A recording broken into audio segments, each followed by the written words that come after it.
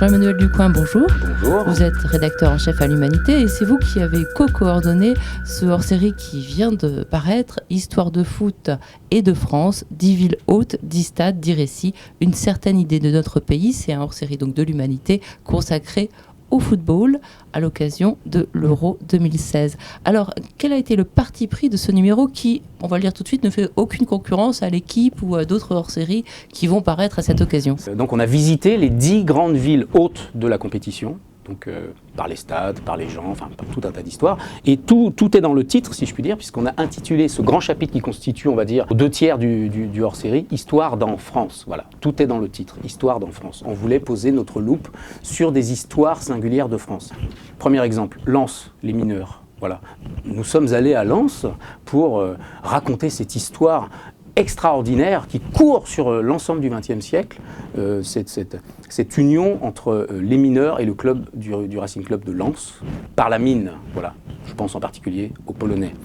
Toulouse, nous sommes allés à Toulouse raconter l'histoire et essayer de retrouver des descendants d'ailleurs, cette histoire très singulière des années 50-60, quand des Algériens du TFC, du Toulouse Football Club, dans le stadium de Toulouse, s'engageaient pour l'indépendance de l'Algérie et s'engageaient auprès du FLN. Voilà, ça c'est une histoire typiquement patte humanité, c'est une vraie plus-value.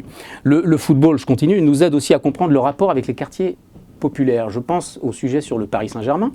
Paris Saint-Germain, c'est le Qatar désormais. C'est beaucoup d'argent, certes, mais quand même, le Qatar a une visée particulière sur les quartiers populaires. Ils ont l'ambition de devenir un club populaire, pour le dire vite. Voilà. Est-ce que ça prend? Est-ce que la greffe réussit? Moi, j'habite Saint-Denis, le journal est à Saint-Denis. Ici, c'est locaux. De plus en plus, on voit des maillots du PSG dans la ville de Saint-Denis, les gamins.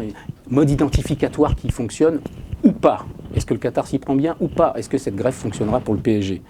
Le football nous permet aussi de constater que le sexisme recule dans le sport. Nous sommes allés à Lille, à la rencontre des féminines du club de Lille.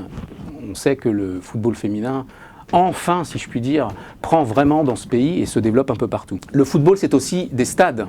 On a visité 2 en particulier. D'abord le premier d'entre tous, si je puis dire. Il s'appelle le Stade de France, c'est pas pour rien quand même. À nos portes, ici à Saint-Denis, on raconte par un grand reportage d'un de nos journalistes comment ce stade, depuis la fin des années 90, construit pour la Coupe du Monde de 1998, a tout modifié dans le paysage urbain, dans le paysage économique, comment la ville a réindustrialisé d'une certaine manière, ou en tous les cas a lutté contre la désindustrialisation des années 70 et 80, et comment la ville s'est développée de nouveau dans l'un des quartiers, mais aussi comment ça irrigue dans toute la ville. Le deuxième stade, c'est celui de Lyon. Et là, c'est, si je puis dire, tout le contraire, c'est prétexte à, comment dire, un projet marchand, on va le dire vite. Une opération immobilière. Une opération immobilière, voilà, menée par le célébrissime Jean-Michel Aulas. Le foot, parfois aussi, sert de résistance. Là, on revient, là aussi, même quand on dénonce le capitalisme par les stades, par exemple, ou par le sport en général, on revient aussi à la patte humanité, à notre plus-value à nous.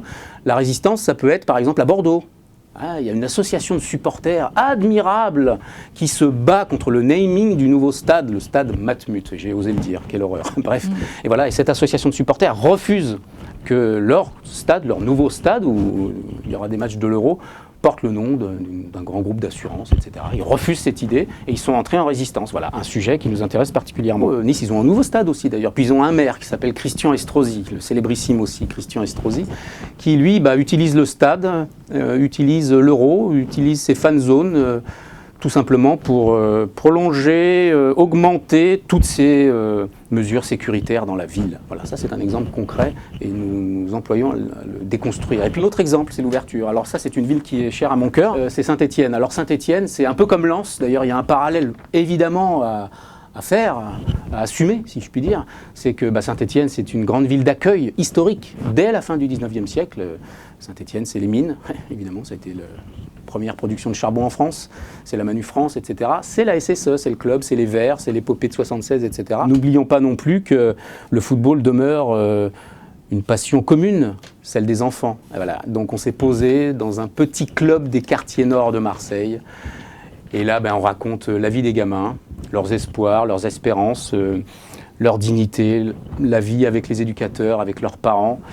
On raconte leurs espoirs face à certaines formes d'injustice aussi, à ce qu'ils vivent au quotidien. et notamment dans ce sport ultra friqué, où on aborde notamment une question qui est assez peu abordée par les autres journaux, me semble-t-il, c'est la question des centres de formation. Les centres de formation en France, ils sont réputés mondialement, pas seulement en Europe, mais mondialement. Ils forment des joueurs admirables, issus de toutes origines, héritiers de l'immigration ou pas. En tous les cas, ils les forment, ils produisent des champions, par l'excellence, souvent trop d'ailleurs, et en retour, ils n'ont pas grand-chose. Voilà. Et encore une fois, l'argent est concentré dans quelques mains. Et évidemment, on aborde aussi dans ce grand dossier sur le fric fou, le fric foot, tous les scandales que nous avons vus ces derniers temps, FIFA, UEFA, etc., etc. La fin du numéro, c'est le texte de François Ruffin, qui est magnifique aussi. Il l'a intitulé L'acapitalisme footballistique. J'arrivais pas à le dire. Voilà, c'est-à-dire que il y a des gens qui ne font pas les choses pour l'argent. Voilà, et voilà, et c'était bien terminé quand même. Ça ne concerne pas que le football d'ailleurs. Non. Mais c'était bien terminé comme ça. Là où il y a de l'argent, il y a de la perversion. C'est pas l'humanité. Voilà, ça fait 84 pages, c'est dans tous les kiosques, c'est en vente sur le site internet. Et achetez-le même si vous n'aimez pas le football. Exactement. Vive le football, mais le football version humanité. Merci Jean-Emmanuel Lucas. Merci à vous.